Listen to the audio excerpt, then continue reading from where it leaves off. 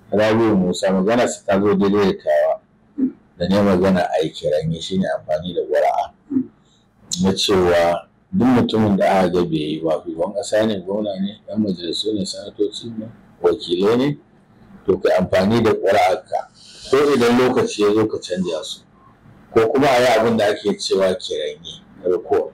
To shi kuma Peter Obi yake cewa a yi zanga-zanga.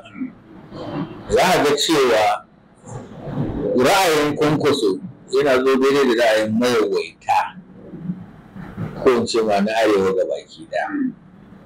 Shi kuma Tony Peter Obi wani ra'ayi ne nasa. Wannan mukta a zango a tattauna da muka yi a baya ka nuna cewar akwai jigajigai waɗanda suka tsaya takara a jam'iyyun adawa da wannan gwamnati ba lallai su ne bayan wannan zanga-zanga da ake so a shirya na ƙasa ba duk da ba a san su a suke shirya ba kuma sai gashi tsohon gwamna kuma na Kano ɗan takarar shugabancin ƙasa a jam'iyyar NNPP sanata Rabi'u Musa Kwankwaso shi ma ya ce bai goyi bayan a yi zanga-zanga ba illa wanda ya laifi a bari a hukunta shi a akwatin zaɓe.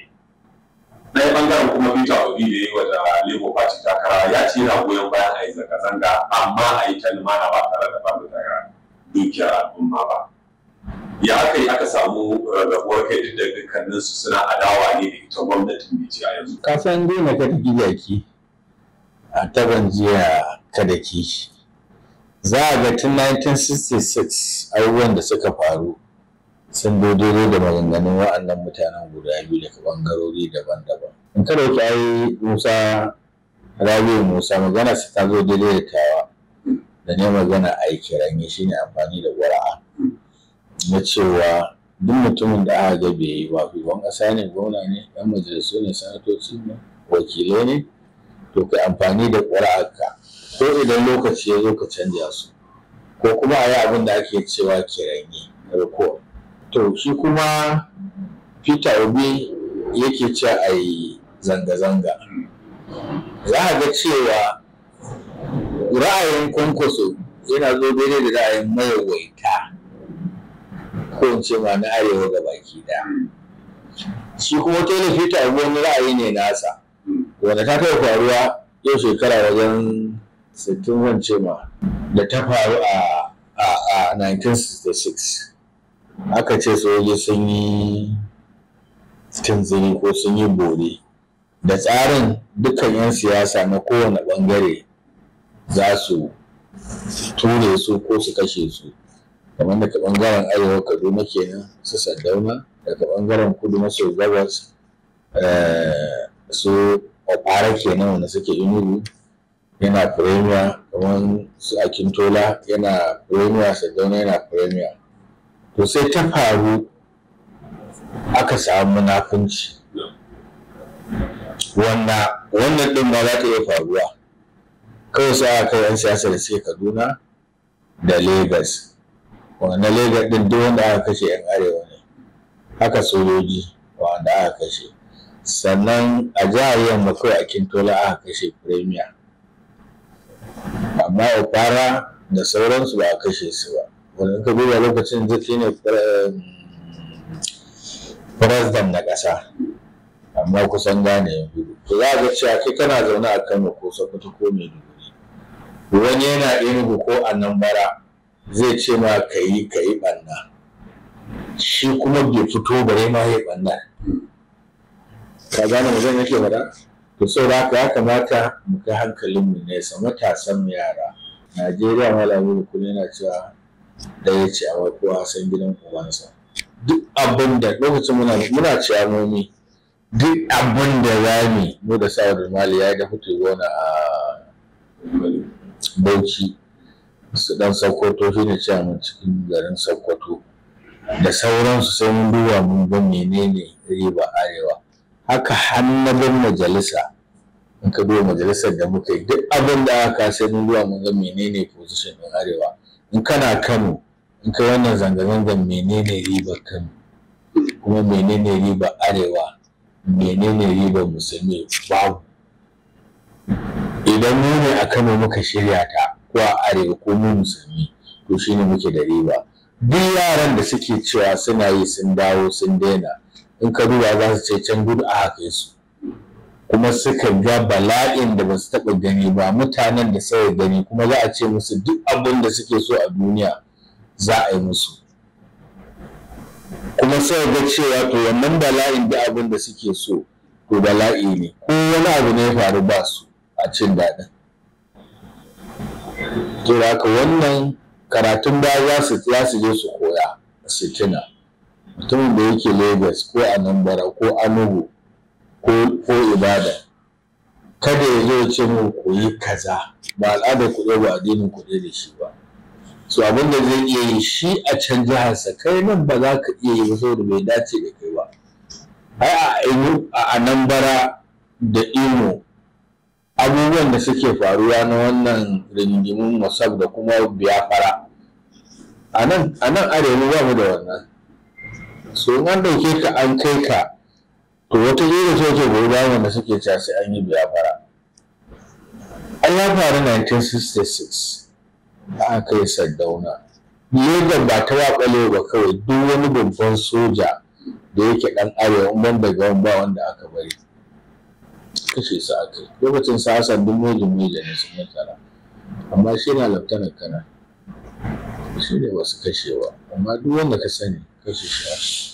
So abin da nake kira kada su ɗau wannan maganar wa'ancan. Ai dama satin da yake in ka duba magana muke na cewa wanda suke tsarawa su fito a san su. A cikin satin suka fito aka ce su ya aiki ya zauna da su. Ai ma'aikatan tsaro sun zauna da su. Ai da kowa suka yi. Sannan da ai Kwankwaso bai magantu ba. Peter Obi bai magantu ba. To wasu magantu. Saboda sai ga waɗanda za su shirya kenan ko wataƙila kuma da su ake shirya su yan siyasa, in ma ba da su ake shirya ba sun maganta ai. Kwankwaso ya ɗau layin da yake shi ne ya dace da ɗan arewa ya hau. Peter Obi shi wannan layin shi ne zai musu kyau tunda suna rigimar Mossad rigimar Biafra. Wataƙila yana ganin wannan ne zai musu daidai. Amma abin da wani ya shirya kai ba da kai aka shirya ba to akwai matsala. Ya ana so ne a tanzara yaranmu arewa ta kasa zaunuwa, Kano ta kasa zaunuwa, kuma duk yaron da yake tunani zai je shi za ta ci. Misali da yanzu za ka zo wani yana wani waje ba jiha ko ba addini ko bai ce kai tanzari a gidanka a wajen musulmi yan uwanka a iyayenka wanda ake cewa za a yi horon ai ba suka haddasa ba. Ka fahimce ni?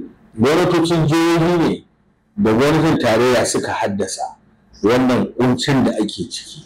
Ai daga cewa an cire tallafi gwamnati suka mara baya, daga nan mutane kuma aka shiga garari, daga haraje ake ƙara wa kayayyaki wanda za a shigo da su za a amfani da su a gida, abubuwa suka rikice. Ai mara da ya zo ya samu haka da rage kuɗin mai ya zo ya tara a mai an cire tallafi da ya hausa ya ce wannan ya yi yawa a dawo da kaza aka dawo da shi.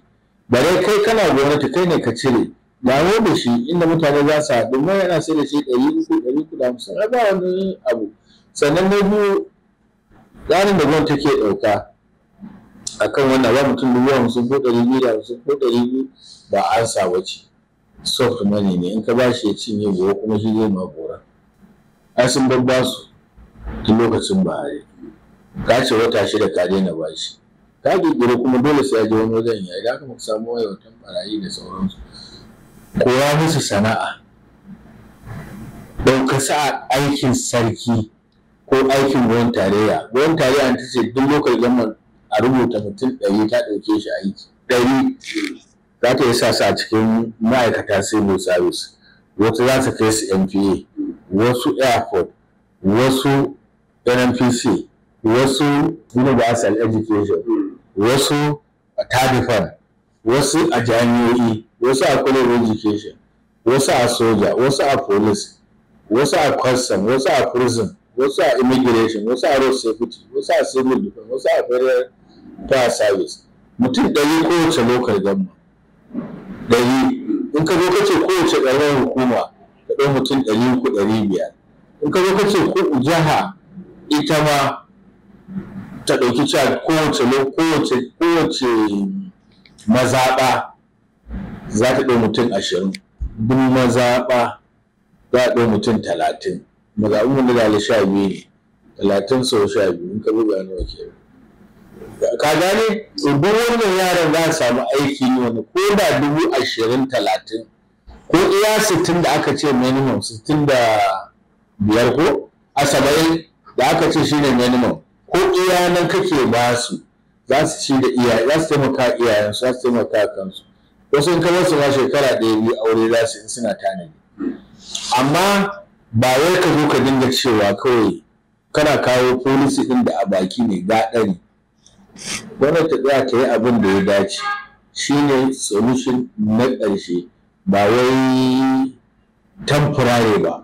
Ai ko Kenya da kake gani ai ba kawai harajin da aka ƙara ba ne, ai an cire.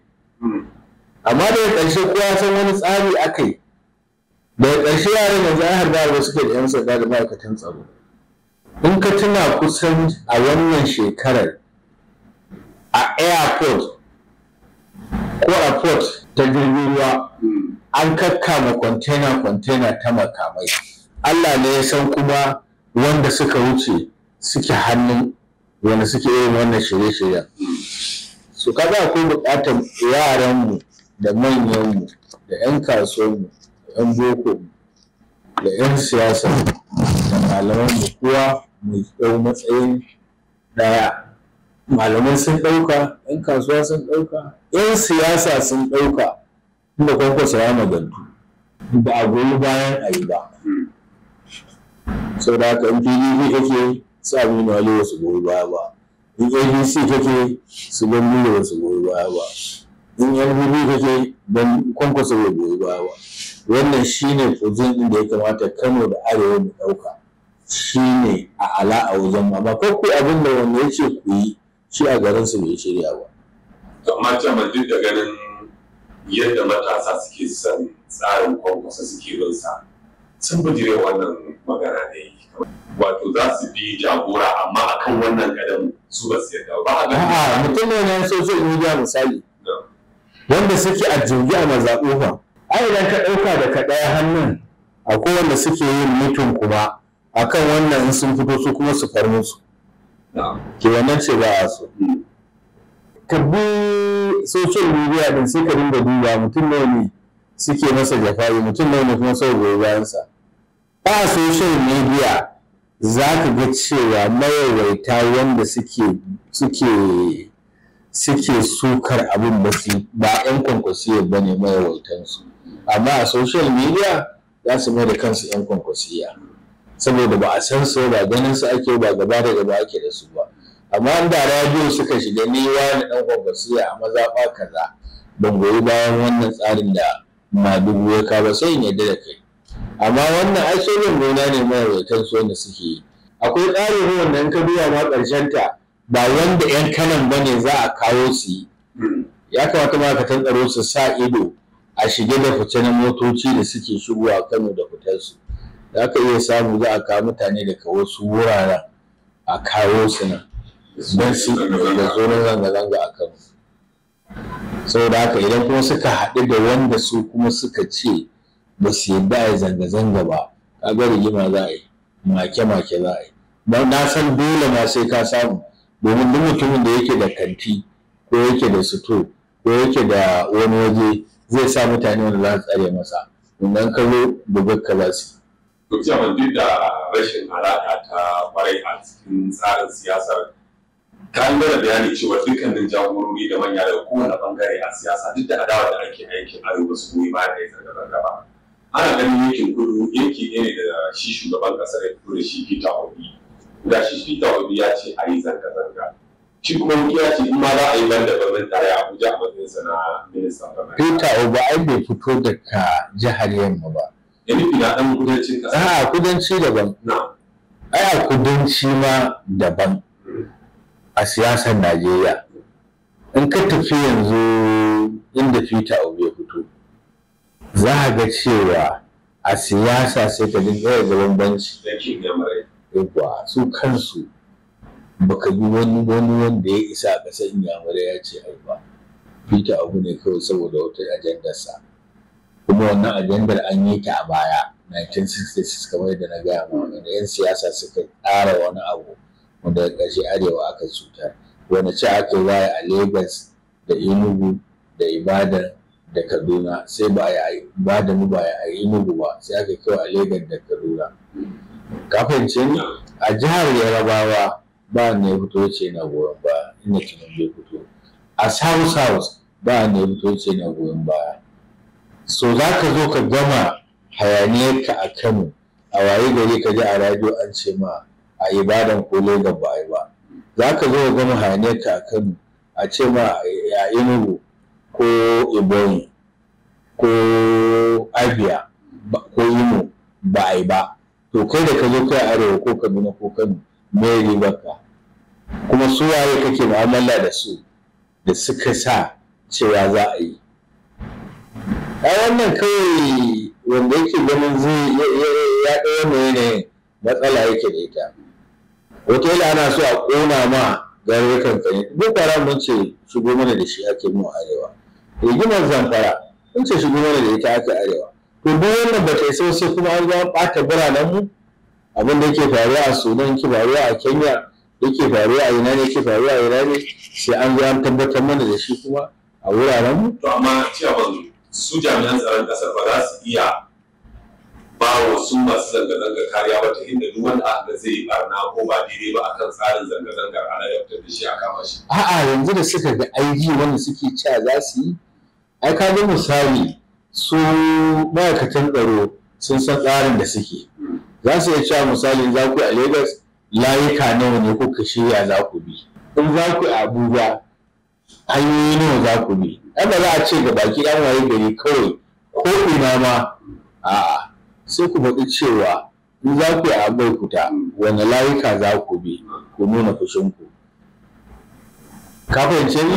Idan ka ɗauki koren Mubarak a tarin su kuwa kawai suke haɗuwa ba inda suke.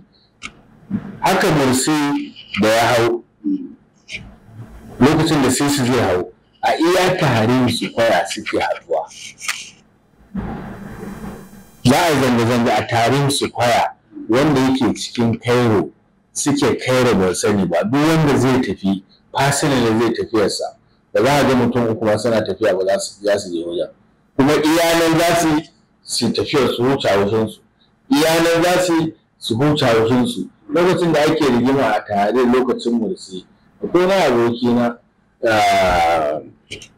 yana Cairo, ina ɗaya da tuwon na fara buga masa na ce gashi ana da rigima a tarin su, gashi to ga sunan su suna harkokin su san ma ne ba. Mutum ya gona da 'yan sanda su ce waje kaza za mu yi, shikenan yan ba su ce to shikenan ko na zo zan sayi mutum ɗaya mutum biyu ba mai yadda a tafi yi kamar sallar iri ba, a zo za su ga mu tsarin su kuma su za su ce kakku in suna tsarin su amma dai daga ƙarshe dai gwamnatin tarayya da wani da ƙananan hukumar da aka ba su 'yancin kansu na kuɗi su ɗau mutane aiki kuma su koya wa mutane yara sana'o'i su iya wanda suka ce ba aiki za su yi ba, ko irin su yin bulo ko irin interlock ko aikin gyaran wayan ko aikin da tura mutum zai ko gyaran motoci a waje ko irin aikin kafinta, aikin furniture da sauransu, ko walda, yin kyamare bagula ko yin aluminium na ɗauraye ko na tagogi ko da sauransu.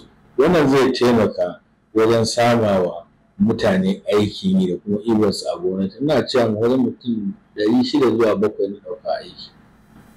So kowane lokacin gwamnan aka waye gari wannan watan aka ce kowace lokacin wata don mutum 1000.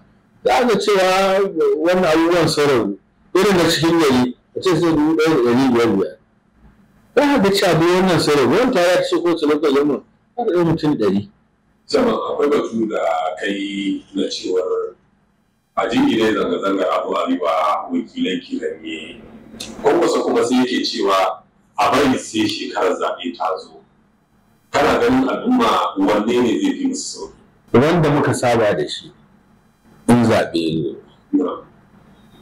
Saboda kiranye an yi sau na san Dini Mulayo, na san Faruk Adamu yana majalisar wakilai, bai wa Dini Mulayo yana sanad bai yiwu ba.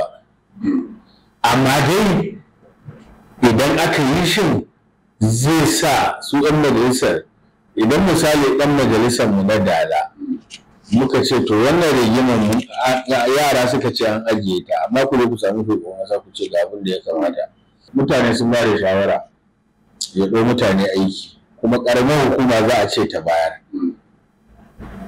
Ciyaman ɗin Dala ko da 'yan gidansu ne, inda 'yan Dala ne aka ce ba da 100 ya ba a rage wannan masifa, amma ba a ce a ba da mutum 100 ba, da kyar mutum 20 za su fito daga Dala. Kuma su kuma sai san cewa ba ta fitina an kunnu, in yi wasa ba zai ta ba, shi ma sai a ce za mu kirani. Saboda kirani shi ne idan mutum ya samu ƙuri'a 10,000 to ana son wanda za su sa hannu a masa kirani mutum 5,000 ne da ƙwaya ɗaya abin da ya gaba. Rabi da ɗan ɗoriya. Rabi ya haya rabi, simple. Misali, ƙuri'a 10,000 ya samu a mazaɓa. To in kuka je kuka zauna, hukumar zaɓe za ku ɗau listin mutane, za ku karɓi ƙuri'ar mutum, za ku duba list ga ƙuri'arsa, ga nambar ƙuri'arsa, ga nambar akwatinsa za a rubuta ya yadda. Haka za ku samu mutum 5,000 da ba ɗaya abin da ya gaba. To zuwa za a yi hukumar zaɓe. Za ta ba goyon ba. Ya fi ko a wanda ya rubuta. Misali su wanda suke cewa wannan zanga-zangar. Ai misali in a lokacin zaman Oka ne. Ka fahimce ni a nan bara. To za su je hukumar zaɓe ta wannan ɗan majalisar na Oka. Za su je da wannan complaint, za a ga to ga hanyar da ake bi. Ga kuma ƙa'idar da za ku yi. Saboda haka sai kun samu mutum 500, in ya samu za a ce muku ƙuri'a 10,000 ya samu da ita ya ci. Saboda haka yanzu sai kun samu 5,000 da ƙwaya ɗaya abin da ya gaba, da ƙwaya 2,000, 6,000, 7,000 da sauransu. To idan suka samu sun duba list sun sa lambar akwatin kowa da sunansa da lambar akwatinsa da mazaɓar da local government da jihar. In suka cike hukumar zaɓe sai je ta screening ta tabbatar da wannan, sai ta kirawo shi wannan ɗan majalisa ta aika masa ce to ba mutane su za su ma kirani. To wani sanar da shi, sannan ta screening ta gama sai ta gaya wa shugaban inda yake, kuma sai jiha ce speaker na jiha, kuma sai wakili ce speaker na ƙasa, kuma sai dattijai ce speaker na president of the senate. In ta sanar da su suka karba, shi kuma zai sanar da shi ce kana labarin a ƙarin yi ma kiran ya zai ce iya naji, hukumar zaɓe ta sanar da ni, sannan sai hukumar zaɓe sai ta sa rana. Dama biyu ce kawai, yes and no. Sai a zuwa gudanar da zaɓen kiran, ina so ba na so, ita za a tafi. To ita ma idan aka zo aka samu cewa mutum cikin 5,000 da suka yadda, cikin 10,000 sai aka ce wannan zaben mutum 7,000 ne ma suka hudu, sai aka samu mutum 5,000 ko 4,000 sun ce muna so ya tafi, to shi kenan automatically zai tafi. Yanzu ko da ni ne a karan kai na jagoranci al'umma muka je gurin hukumar zaɓe muka ji kirani za a gamsu da abin da muka je shi a zuwa shirya mana. Inda za ku cika wannan alƙawarin za ku samu kanku kun kai kun ƙura 12,000 ya samu, za ku tabbatar kun fitar da ƙura 6,000 da ƙwaya ɗaya ko abin da ya gaba. Za ka duba da wanda suke ca suna da ƙungiya, amma kamar shi gwamnati ne ke faɗa, kaga wannan ba a kwata aka. To shi ko da yake faɗa na da shekara 3, sai ku duba hogo wanne ne bai ba. Har yanzu ba wata ƙungiya a Kano da na ji an ce ta je wajen wani sanata cikin sanatoci uku ta ce masa muna cikin matsala ga abin da muke fata ka ga shugaban ƙasa. Ba wani jam'iyyarsu ba, mutane, tunda wannan da za a yi ba maganar jam'iyya ba ce. Babu wani rukuni da na ji sun je a mazaɓarsu sun ba ɗan masa jiha ko na tarayya, ba wanda sai kai kuka wajen gwamna ko sarki ko shugaban ƙasa. Su za ga cewa akwai mushkila a tsarin da ake yi. ka fahimce ni ai za a ce wai Tinubu da kamar wani yan siyasa suke faɗa